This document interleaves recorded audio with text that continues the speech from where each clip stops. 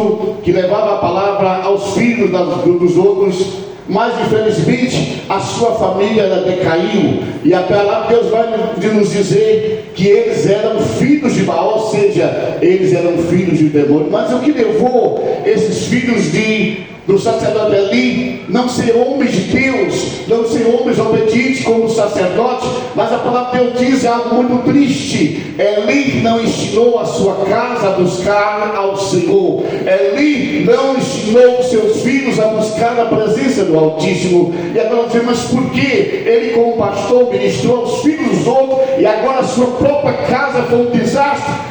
E talvez eu acho, meus amados irmãos, que havia no coração de Eli um sentimento de descontentamento. Eu não sei porque não ensinou em sua casa, mas com certeza havia esse sentimento triste no coração do sacerdote Eli. Não podemos dizer, talvez algum dia, mas talvez sejam os jovens da época, eles se vislumbraram com a sociedade da época. Não, a palavra de Deus não diz unicamente que o pastor Eli não ensinou seus filhos a buscar a Deus. Talvez eu nos diga, quando olhamos para a família de Davi, talvez houve uma interferência na vida do jovem Absalão. Absalão em hebraico significa pai de paz, mas no coração daquele jovem não existia nenhuma paz. Mas quando olhamos a história do rei Davi, o grande rei que a Bíblia diz segundo o coração de Deus, ele governava, teve um bom governo, um homem abençoado, mas infelizmente ele foi o pior pai de família da história bíblica. Ele deveria criar os seus filhos em Jerusalém, mas a palavra de Deus diz que algum dos seus filhos, como Absalão, foi criado numa cidade chamada Hebron, ou seja, uma cidade cerca de 6 quilômetros de Jerusalém. Se ele criou algum dos filhos com ele ali, porque outros filhos foram as damas de leite, a serva, que criaram Absalão, e os outros, pode também o jovem daquela época ter entrado ali as maldades no coração, os más conselhos, a influência no coração de Absalão. Mas claro, faltou ali o abraço paterno, faltou ali os bons conselhos, faltou ali a correção de Davi no momento certo, faltou o momento de Davi, talvez ali nas reuniões da escola, abraçando o seu filho, aplaudindo o seu filho. Mas Davi não estava presente. Talvez houvesse no coração de Davi um sentimento de acepção, porque alguns estão comigo em Jerusalém e os outros estão fora de Jerusalém. Quando nós também olhamos para a história do grande patriarca Isaac, que simboliza Jesus Cristo, com a sua esposa Rebeca, ela orou, Deus abençoou, concedeu uma esposa, e aquele lá tinha tudo para dar certo, como nós ministramos aqui. Era um homem inteligente, um homem que tinha as mãos de Deus sobre o seu patriarcado, um homem muito rico, então aparentemente não faltava bem daquele lar. Mas nós veremos que houve no coração tanto de Isaac e de Rebeca um sentimento de acepção. A Bíblia diz que Isaac amava mais Esaú, porque ele era um caçador, e ao caçar, com certeza ele fazia churrasco para o seu pai.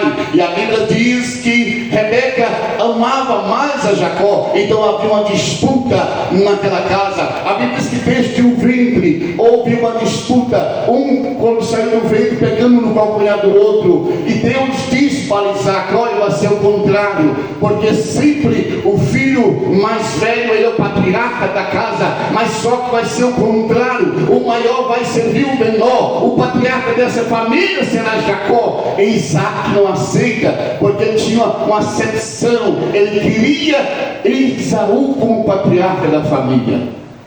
E eu quero dizer nesta noite, eu disse algumas semanas atrás, que o seu maior inimigo, o meu maior inimigo, é aquele que nós vimos no espelho. Às vezes nós falamos, não, aquele inimigo faz olho gordo para mim, aquele inimigo ele quer o meu nome. Não, o nosso inimigo são aqueles que quando nós chegamos no banheiro do espelho, nós olhamos para ele e nós vemos com a face, nós vimos a nossa face.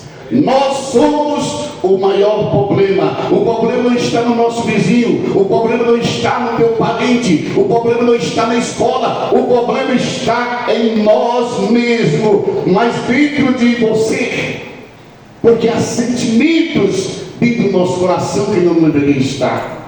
há sentimentos que estão propagando, estão crescendo e levando a vida de muitas pessoas à ruína. Muitas pessoas estão tristes, muitas pessoas estão desalentadas, porque como de Caim, o semblante de Caim caiu, porque havia um sentimento de ira, de contenda dentro do coração de Caim. Qual era o inimigo de Caim? Talvez quando nós olhamos, meus amados irmãos, lá para Davi, tinha uma sociedade naquela época, onde poderia ter influenciado os seus filhos. Quando nós olhamos para o sacerdote, ali também havia uma sociedade que poderia influenciar. Também na época do patriarca Isaac. Mas nós podemos dizer que havia sentimentos perigosos, e esse sentimento, eu quero dizer nessa noite, que eles transpiram dentro da própria família, com o objetivo de destruir a família. Hoje geralmente se diz, nós podemos dizer que o meio corrompe, que a violência é consequência do tráfico de drogas, como nós vimos aqui na nossa cidade, muitos jovens sendo assassinados. Outros dizendo que o crescimento da violência é por causa da injustiça social, dos descasos das autoridades, é a violência urbana. Mas quando nós olhamos aqui para a Bíblia, quando nós olhamos para a história de Caim e Abel, se nós olharmos aqui, eles não tinham parentes. Eles não tinham parentes. Quando nós olhamos aqui para a história de Caim e Abel, eles não tinham amigos ou inimigos. Não tinha ninguém para influenciar, tanto Caim como Abel. Eles não tinham inimigos, não havia poluição, não havia desemprego, não havia violência urbana, não havia violência na sociedade. Mas o porquê levou esta família à destruição? Eles não tinham amigos, eles não tinham inimigos, eles não tinham parentes que pusessem influência sobre eles.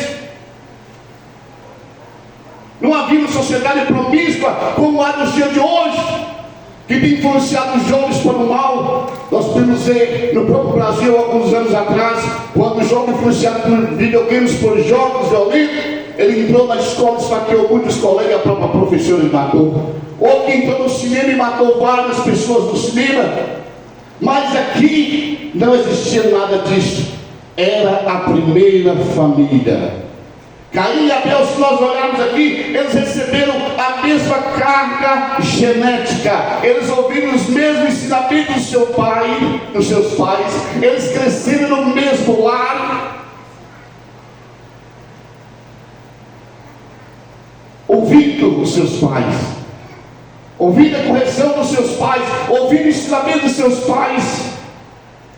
Todavia nós olhamos o texto de Caim, era maligno, como diz a Bíblia, ou seja, ele era hipócrita, ele amava a si mesmo. Então não houve influência de fora na vida de Caim.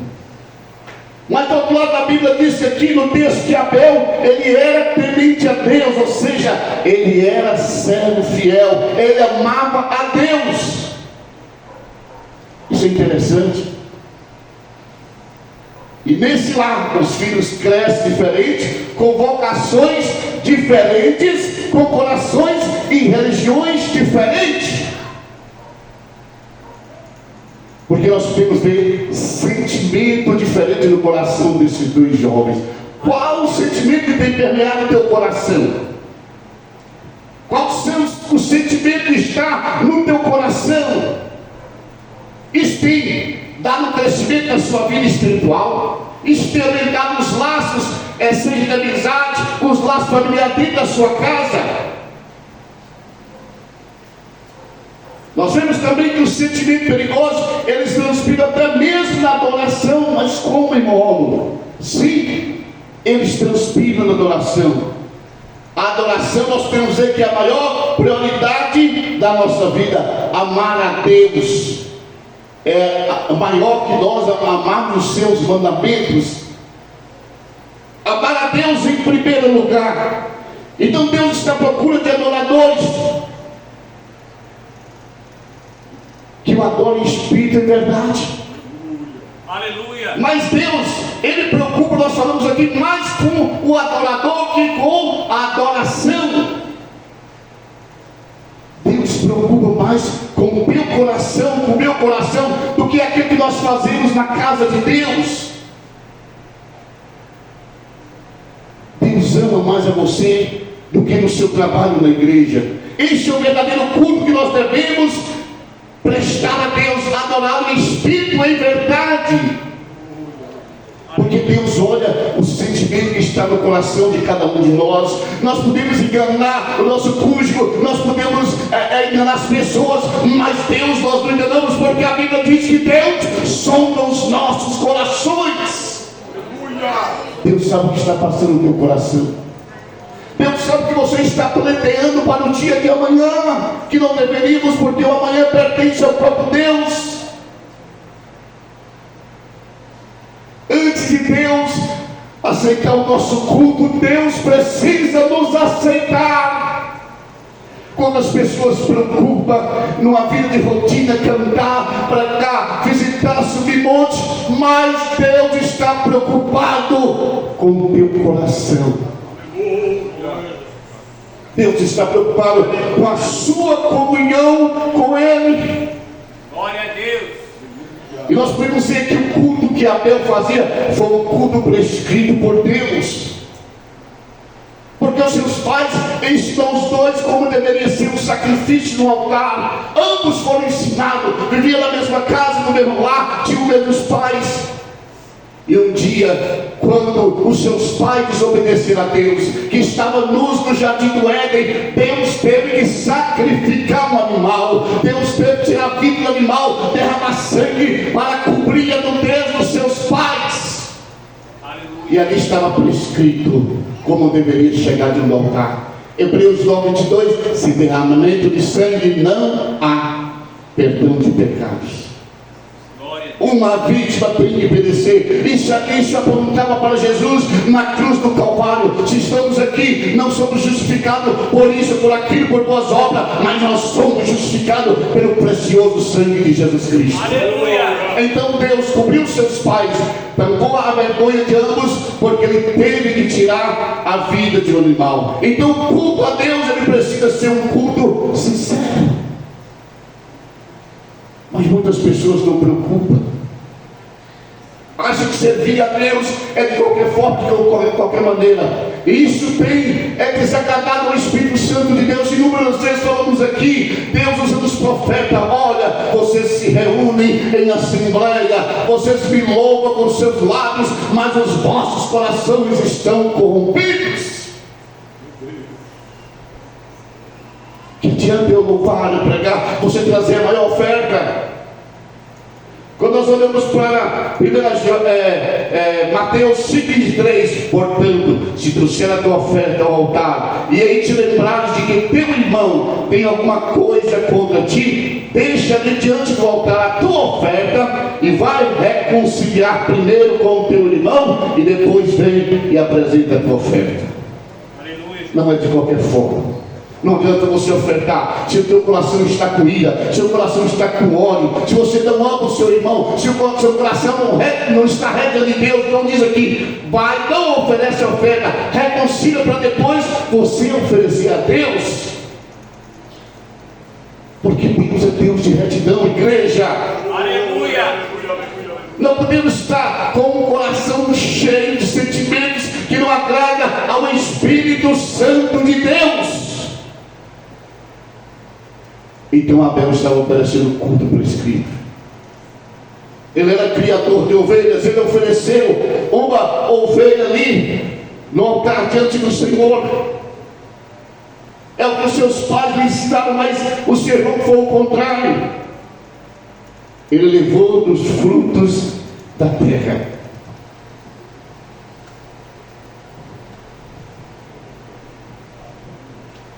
Ele levou do fruto da terra, não aquele que seus pais tinham ensinado para ele. E nós podemos ver nessa história que a oferta revela a natureza da fé do ofertante. A Bíblia diz que Abel, ele ofereceu um excelente sacrifício. O que ele fez ali? Ele fez de acordo com o que ele aprendeu. Ele fez por fé. E a Bíblia diz que sem fé nós não podemos agradar o Senhor. Se você está aqui nessa noite é por fé.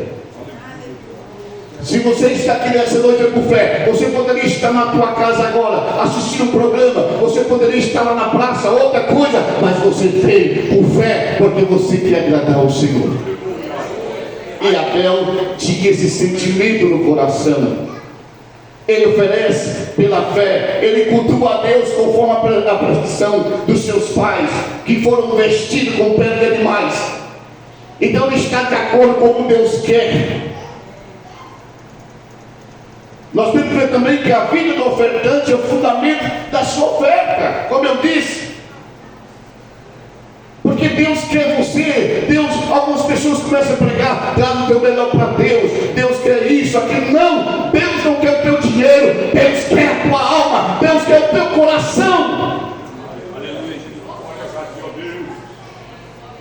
E Caim achou que poderia oferecer qualquer coisa para Deus, levando o fruto daqui. Talvez isso aqui do meu esforço eu plantei, está aqui a minha oferta. A vida de Abel estava certa com Deus. Nós vamos ver que antes do sacrifício, a Bíblia fala que havia ódio no coração de Caim. O seu semblante estava desfigurado. Então ele chega no altar, ali de qualquer forma, com ira do seu irmão. Parece que ele tinha inveja de Abel, enquanto o outro veio com sinceridade, veio com amor no coração, tinha um sentimento verdadeiro. O outro se prostra com ódio, com raiva. Como Deus vai receber uma oferta dessa?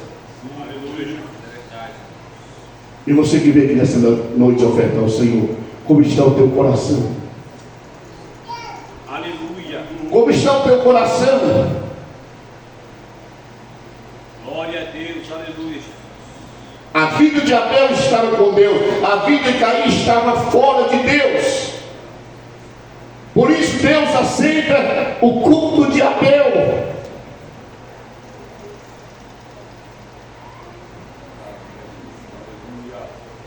Porque o nosso Deus, Ele exige sinceridade de cada um de nós. Aleluia, Jesus. Ele está à procura de adoradores, mas que sejam adoradores sinceros, que estejam diante dele. E nós vamos ver o perigo dos sentimentos que não é bom dentro do coração do homem. Os sentimentos perigosos ficam encobertos, podem passar de geração para geração. Olha o perigo. O pecado é uma maldição. Deve haver o arrependimento do pecador diante do Senhor, para que o Senhor possa perdoar. Mas quando nós olhamos aqui, que o pecado de Caim, quando nós vamos aqui para Gênesis capítulo 4,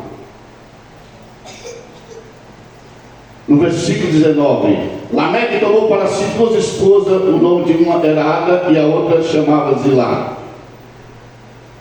O nome do seu irmão era Jubal. Esse foi o pai de todos que tocam harpa e flauta.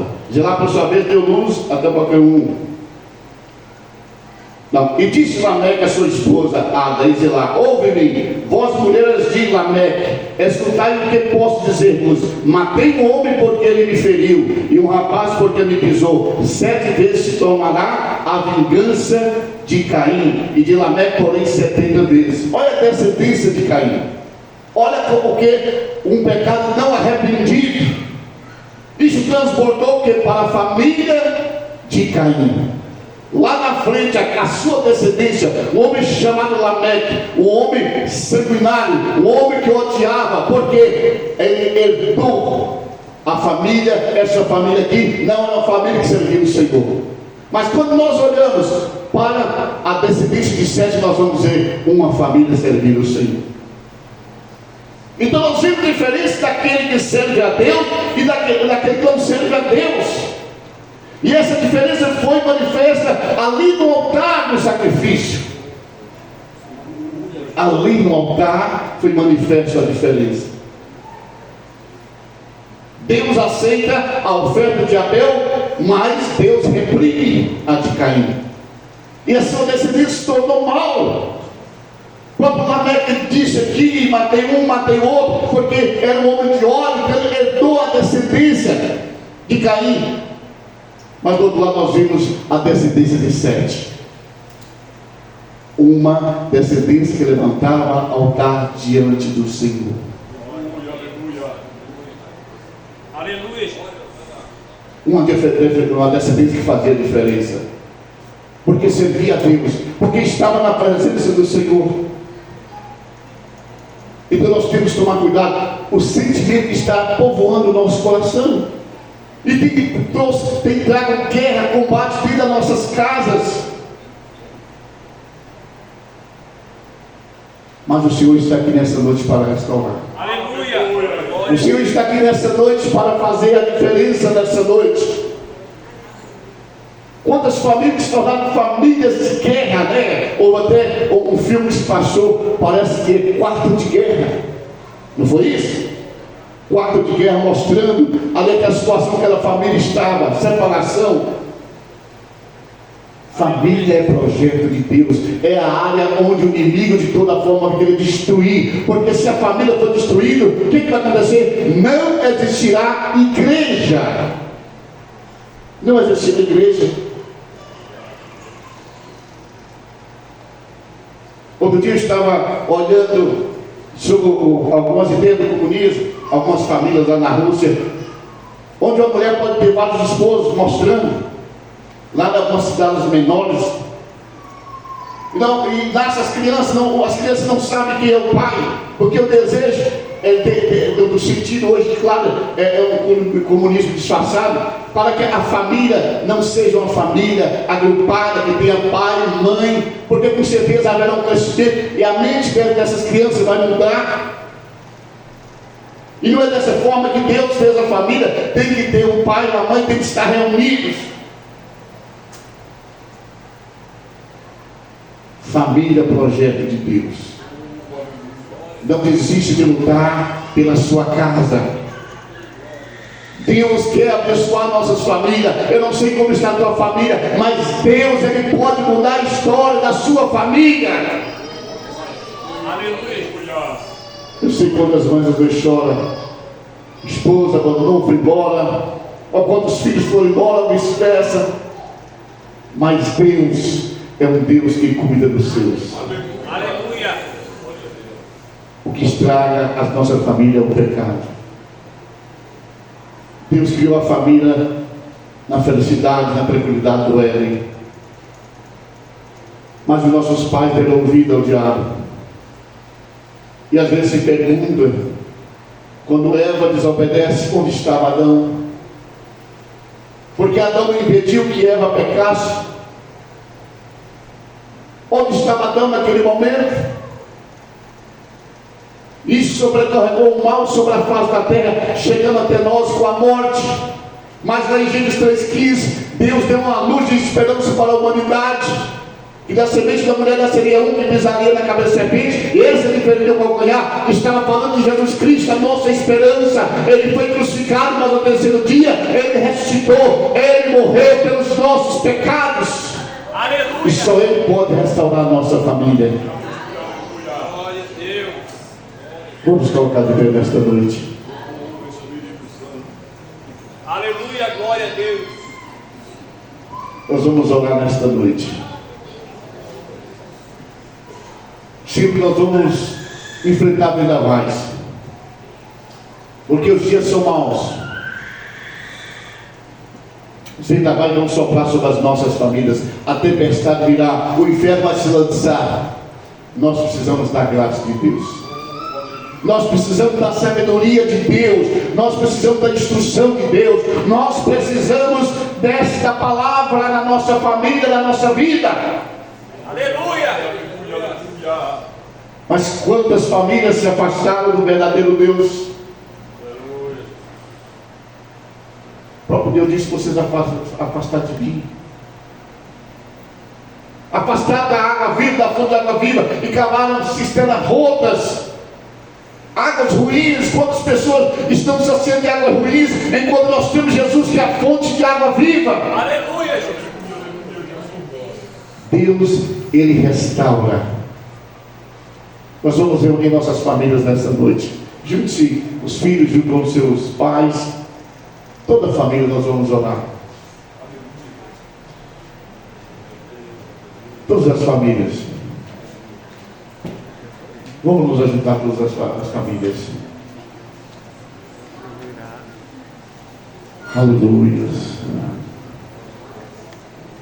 Oh, aleluias, aleluias. Glória a Deus.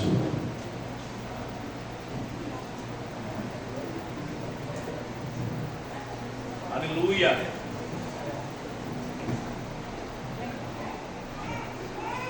Família, projeto de Deus.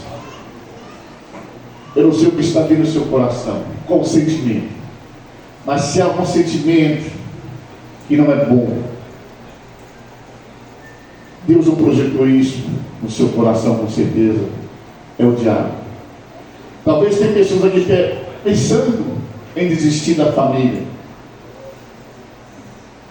deixar a família, ir embora. Deus não projetou isso. Deus quer que você viva em família, que você viva em família, que você lute pela sua família. Nada pode ser maior que a sua família nessa vida. Glória a Deus, aleluia. Talvez há um sentimento. O inferno tem se lançado contra você. Eu sempre digo, somente a sua família cuide de você. Aleluia, glória a Deus. Talvez o inimigo tenha colocado um outro caminho para você e não aceite. Ame a sua família. Aleluia, Jesus. Eu vou pedir, eu vou convidar aqui à frente. Vanessa vai cantar um hino aqui. E vamos estar aqui orando nesta noite. Aleluia, Jesus. Que Deus venha fortalecer. Venha abençoar os seus projetos. Talvez você jogou de lado os seus projetos. Mas se Deus tem aprovado os projetos, você vai dizer, vai ter esse projeto. O Senhor é contigo. Aleluia, Jesus. Você ao lado da sua família, você é mais forte para vencer as dificuldades. Você com a sua família, você se torna mais forte. Porque Deus, Ele ama as nossas famílias. Ou talvez tem pessoas aqui que a família se entregou, acabou. Mas lute, ore, vá para o joelho.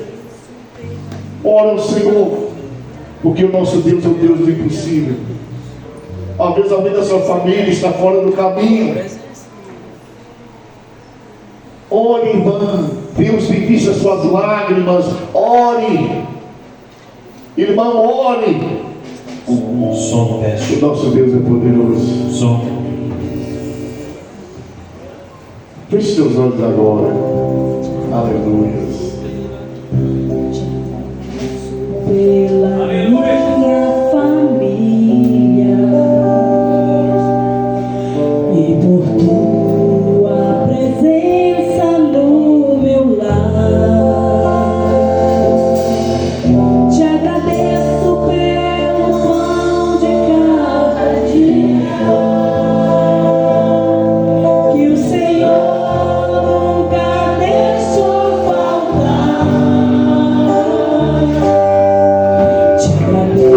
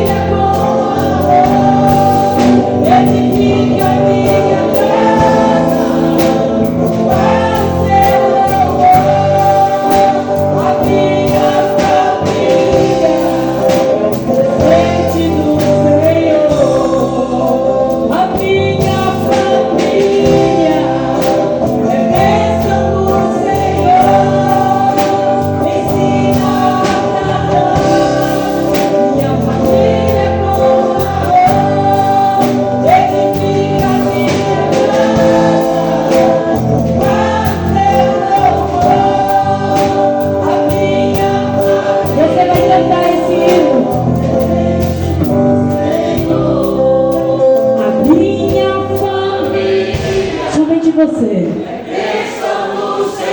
Decreta bênção sobre a sua família. Isso, peça sabedoria, porque nós não somos nada. Nós precisamos do auxílio do Senhor sobre as nossas vidas, sobre as nossas famílias, para nos orientar.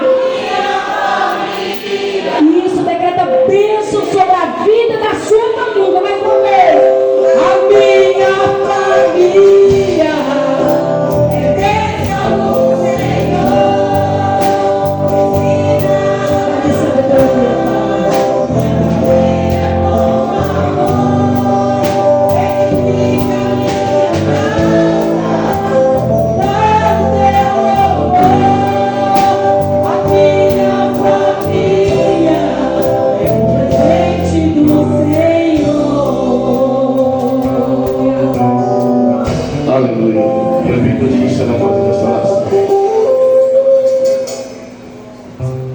Oh Senhor Deus eterno, Pai de glórias, somos gratos a Ti, ó Deus, por tudo, ó Senhor.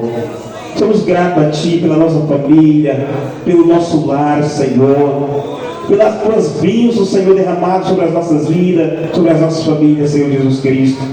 Meu Pai, somos dependentes do Senhor a cada dia, a cada instante, ó Senhor Jesus. Venha nos fortalecer, abençoar poderosamente a cada lar, Senhor, a cada família representada aqui nesta noite. Que o Senhor tome em Tuas mãos, ó Deus, derrama as Tuas bênçãos de maneira especial, Senhor. Nos ensina, meu Pai, a cada dia, Senhor, a conduzir a nossa família, Senhor, na Tua presença, na Tua graça, Senhor Jesus Cristo. Fortalece, ó Deus, a cada lar, Senhor. Eu te peço, meu Pai, nesta noite, ó meu Deus, que o Senhor venha ser o nosso auxílio, ó Senhor, em cada lar, Senhor, apresentado nesta noite, em cada família, Senhor. Que o Senhor seja o nosso auxílio, Senhor, a cada dia das nossas vidas, para a glória, Senhor. E louvando o Teu santo e glorioso nome, ó Deus, eu te peço a Tua bênção e a Tua graça para com cada família, com cada lar aqui nesta noite, para a glória e louvando o Teu nome, ó Deus. Amém, Jesus. Amém. Vamos dar uma salva de palmas para Jesus, amém? Amados, enquanto vamos preparar a ceia, eu vou convidar a irmã Renata para louvar o Senhor, irmã Renata. Domingo nós tivemos falta do casal, nós não estiveram aqui, tínhamos falta. Nós estamos aqui.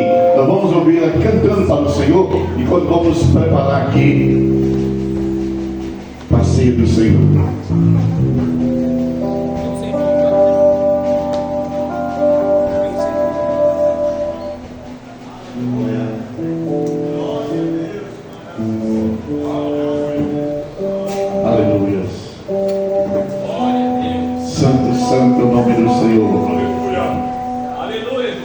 A terra vai um dia contemplar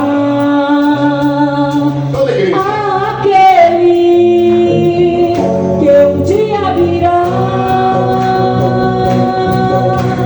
com autoridade reinará. Toda a terra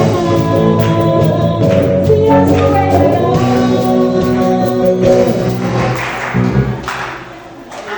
Aleluias. Cumprimento a amada igreja com a paz do Senhor Jesus. Amém? Amém. Aleluia, Jesus. Nessa noite vamos louvar a Deus com o hino da nossa harpa cristã 422. Aleluia. No céu não entra pecado, fadiga, tristeza nem dor.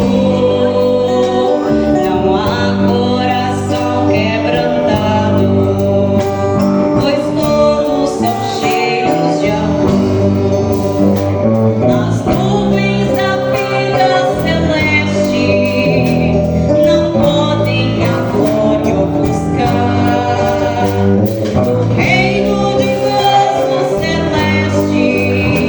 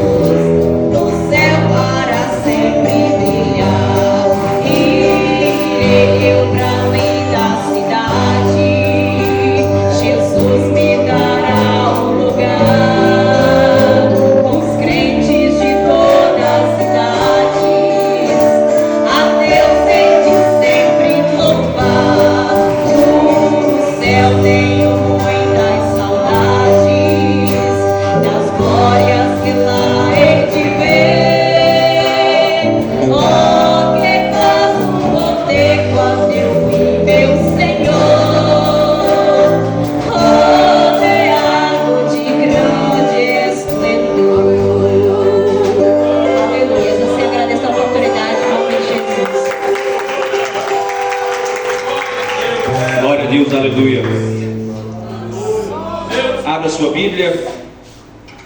1 Coríntios capítulo 11, versículo 23 a seguir.